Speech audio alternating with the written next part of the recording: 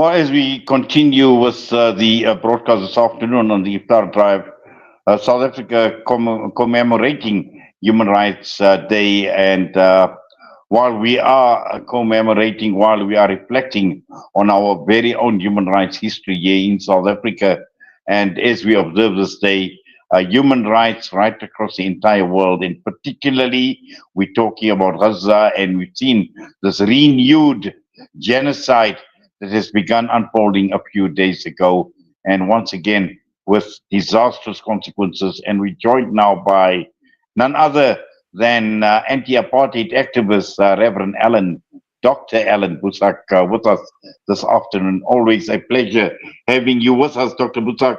Good afternoon to you, sir, and welcome. Good afternoon, Brother Wadi, and it's so good to be back with you again. Good afternoon to all the listeners and viewers. Thank you. Yes, the last 18 months, Dr. Boesak, we've had so many engagements with yourselves, either on air and on radio, and also when we had brought people to South Africa. And 18 months later, we're still talking about basic human rights that have been denied to the people of Gaza. In fact, the situation is just getting worse. And all we're seeing is we're seeing hypocrisy, we're seeing treachery, we're seeing betrayal. We see so much in the last 18 months, and all people are asking for is just for their basic human rights to be able to live in their place of birth, to be able to get food, to be able to get water, electricity. What more are people actually asking for? Yes, absolutely. That is the very, very basic things that people are asking for. And I mean, it's not as if the world would be giving the people of Palestine, specifically Gaza, that we would be doing them a favor by granting them the human rights that are fundamentally God-given. Because they are children of God, they are inheritance of that dignity and that self-respect and that right to life and that right to a decent and abundant life, like God promises us in the scriptures. So that they do not even have that, and not only that they are being stripped of any kind of right, from the oldest to the youngest, every single person that the evil forces can lay their hands upon. I mean, we really have not seen anything like this ever in our lifetime, certainly in my lifetime. We have not seen anything like this. And so for me, I don't even want to think what Gazans today would be saying. What human rights are you talking about? Why do you talk about human rights? And if you do talk about human rights, why are you not standing up with us against this most atrocious denial of any basic right whatsoever? Yes, and also I think, Dr. Boesak, just looking at how the goalpost has been shifted and the whole ball game is starting to change. And the last time I think we met when Yumna Al Said was here, and we met in Cape Town, and that was during the height of the genocide. Since then, a lot has happened. There's been a change of leadership in the United States of America. You had somebody like Donald Trump who was boasting to the world about the ceasefire and about what him and his government had basically achieved. And yet we see now in the last week a complete turnabout, and we see this Trump factor and his association with Benjamin Netanyahu in the state of Israel being another major reason why this ball game seems to be changing all the time. Well, the ball game seems to be changing in terms of other things. I mean, Trump has a totally different approach to the Ukraine question than he has to the Palestinian question. And on Palestine, he has been quite open about his intentions, the language that he has used, whether it is the language of let's have a seaside Riviera there in Gaza, and covering up the intention of continued genocide and ethnic cleansing and total disregard for human life, to the language, all hell will rain fire down on you. I mean, he has been very consistent in that sense. He is totally with Benjamin Netanyahu. He is now the last week. Netanyahu has been killing what is now over 500 Palestinians in Gaza, ceasefire or no ceasefire, and he has openly said that we have the green light of the United States. So Donald Trump does not care. Donald Trump has no human feeling whatsoever. He pretends to have human feeling for those poor soldiers in Ukraine who are dying under the attacks of the Russians. But he has no feeling whatsoever for the children and the babies of Gaza. So there is a lot of things. It's not just geopolitics in the mix here. It's not just the over $100 million he got from somebody like Mrs. Edelstein. Adelson, who gave him all that money. It's not just the haters of the Palestinians and the pro-Zionists around him in his cabinet and in his advisory boards and so forth. The man, I think, personally has an animosity, a racial animosity against the people of Gaza that we should not try to explain. We should only try to understand how to fight it. Well, certainly. And also, I think for us here in South Africa, the Trump factor is quite relevant. And as you mentioned, racism and white supremacists as well. And we've seen, what his statements on South Africa were initially as well, on the whole question surrounding land and all of that. But again, we know that a fair amount of this is actually connected to South Africa and our position on Palestine and the support for the people of Palestine. I think you're right. I mean, there may be other issues, and he is exploiting the fears of the white racists in South Africa, and I must say, all perfectly manufactured fears. White people are not oppressed in this country. White people are not sidelined in this country. More than 70% of the land is still in the hands of white people. White people are not being genocided in South Africa. And so for them to go to Trump means that they understand that because Trump's racist instincts coincide with their racist instincts, they think they can find a hearing there, and they do find a hearing there.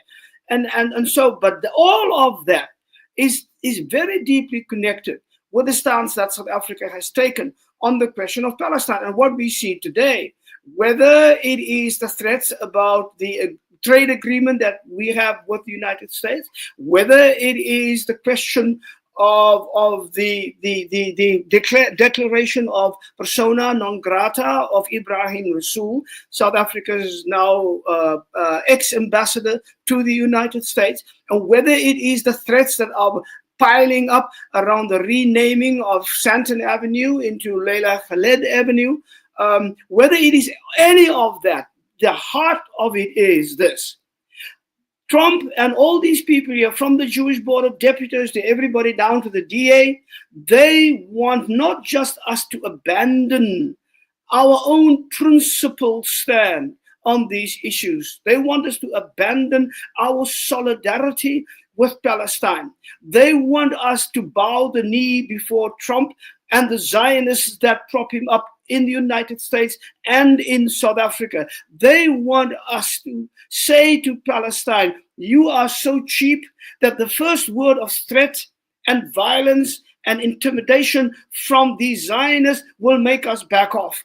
And I'm quite upset that the president is actually going in that direction. First, talking to the Johannesburg City Council, don't do that name change because it will spoil our relationship with the United States.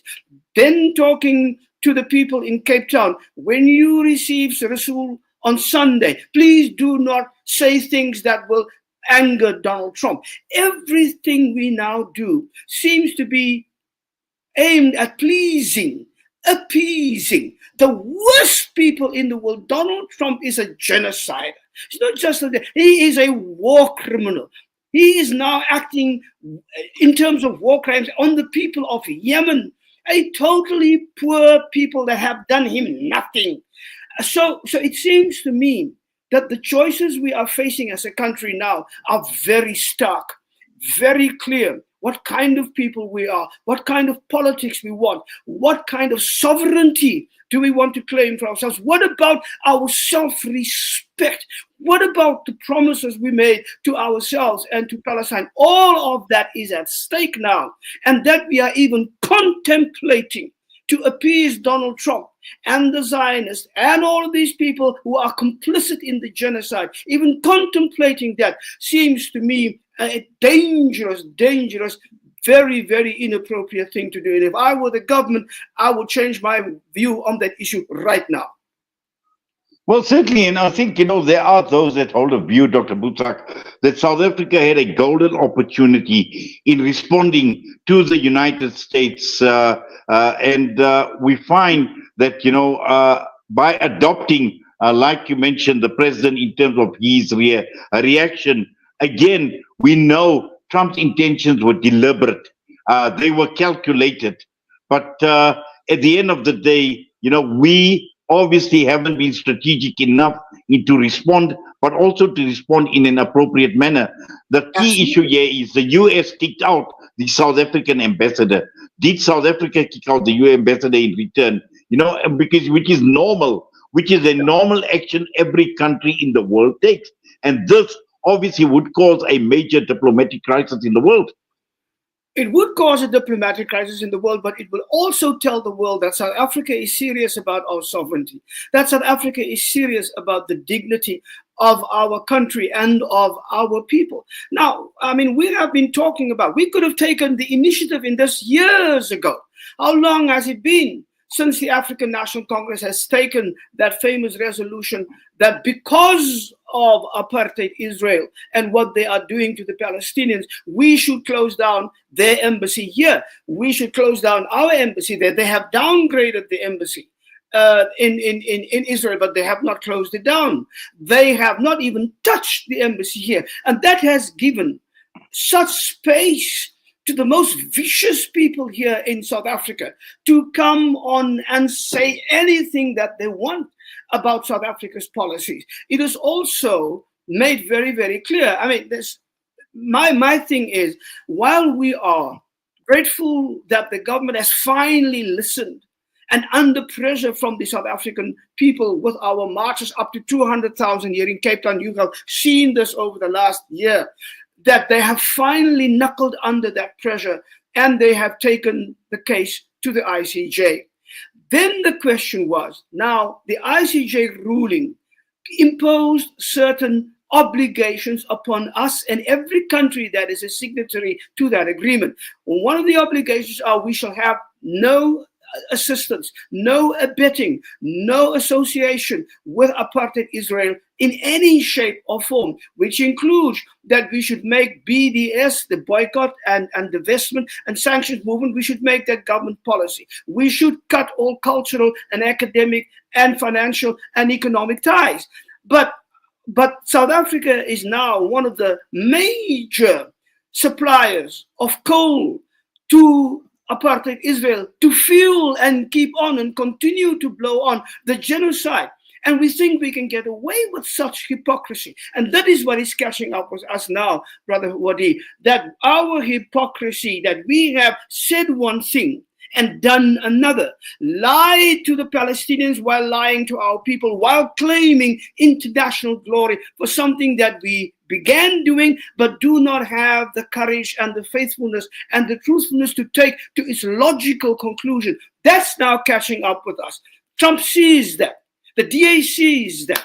The Jewish Board of Deputies sees that. Every single Zionist in the GNU and in South Africa sees that. That is why they are so blatant, they are so adamant, and they are so confident in coming forward to make demands from international issues to the issue of a street name change. We have, or the government has, and Mr. Ramaphosa must take responsibility for that, we have created the space where now in question is the very preciousness of what we want to be as a nation. And nothing spells that out more clearly and more urgently than our stance on Palestine today.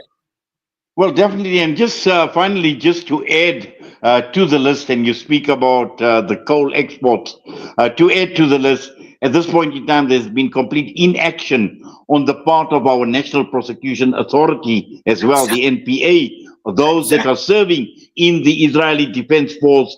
Dockets have been lying there for years. And to the extent where there is already talk now to take this matter to the High Court to at least to force the NPA to open up those dockets and to do something about it. Absolutely, you are so right. You are so right. We have been having here demonstration after demonstration in Cape Town. We've had meetings with people led by the Palestinian Solidarity Committee here on that very issue. We raise that issue with every rally and every meeting that we have. And we have come to the conclusion that the NPA, just like they have no taste to do anything else in terms of justice of those people who are not in power. So for me, that is another issue. But I think, my brother, we have the obligation to continue to raise this. And this Human Rights Day is yet another occasion in which we have to pledge with all our heart and all our faith in God and all our confidence in the fact that we are on the right side of history on this one. We must simply continue to do that and make it impossible for them to wriggle out of the situation and to make South Africa look as if we are a country with no stance, no principles, no vision, no hope for those who need us most. Well, Dr. Boesak, may you stay blessed and strong and healthy, and really, with you, it's always been an absolute pleasure engaging with you. And we thank you for that. We appreciate you taking time out for us always at Solar Media. You never ever have said no to us, and we do appreciate it. And all the best to you, sir. Please take care. Thank you very much. God bless you all. Thank you so much. Thank you. Thank you. Dr. Allan Boesak with us this afternoon. And with that, we're going to go for the Asar Adhan. We'll be back just to wind down and hand you over to Maulana Yunus Kawanga.